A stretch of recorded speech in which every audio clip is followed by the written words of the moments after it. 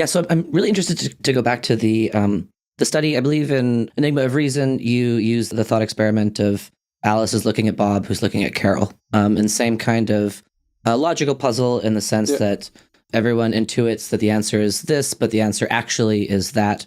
And when explained, everyone goes from being confused to snapping into place, and then you can see kind of the green dots spreading. So now, same experiment, except instead of that logic puzzle, you ask some question related to Trump and tariffs. I imagine that the argumentation is not going to spread and be as clean as in the logic puzzle.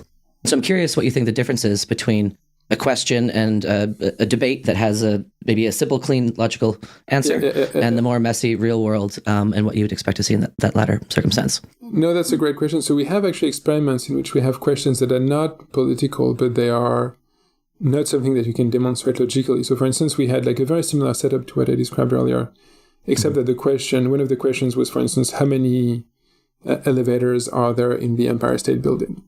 There was another one about how many goals have been scored in a given football, like a soccer World Cup. And people's performance improves quite a bit as well. Like it doesn't converge on the exact right answer, which would be kind of weird. I mean, we're asking people not to just check online, obviously, but it does improve in the sense that some people are completely clueless. They don't follow soccer at all. They have no idea how a World Cup works or something. So they're just gonna generate a random number. Whereas people who really know about soccer will have a good sense of exactly how many matches are played, how many goals are scored on a typical match, and so they do a bit of math and they can get a pretty decent approximation. And these people will be more convincing than the others. So it takes more time and it works less well. But for questions that are kind of factual, they're not logical, but they're factual. But you see like really kind of very significant improvements in performance. And then when it comes to questions that are not only factual, but that are for which people have kind of strong political opinions, it's going to get a little worse again. Because a minority of the population, not most, but a minority of the population will be kind of, just stuck in their views, and they will see any concession as just them, kind of essentially conceding that they're wrong about politics. And we know that in part because with some Japanese colleagues that we just ran an experiment in which, in a way, it's a bit similar. People are transmitting information to each other, but in that experiment, there is no arguments. You only transmit the estimate, the number that you're guessing.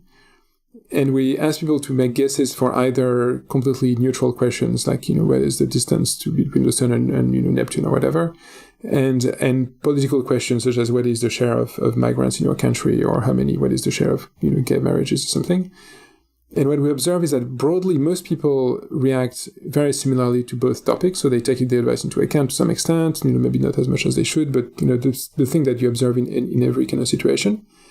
But for the political questions, there's a small subsample of the population who is extremely confident in their answers, who tends to be quite inaccurate and who doesn't really change their minds. And they mess up so as a result of that, and these people only exist for the political questions and not for the neutral questions, because no one has a very strong opinion about the distance between the sun and Neptune.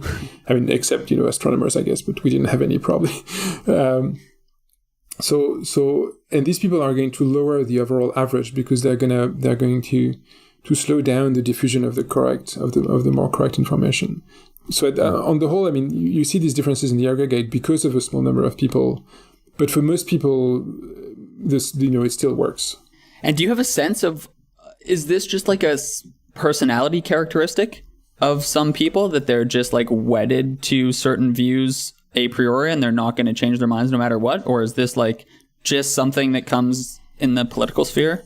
That's a good question. So I don't know exactly.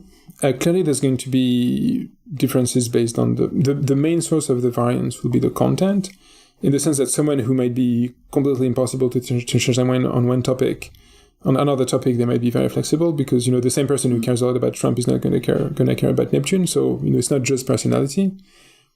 Then there is going to be maybe some personality that some people on the whole will be more kind of reluctant to change their minds than others, maybe.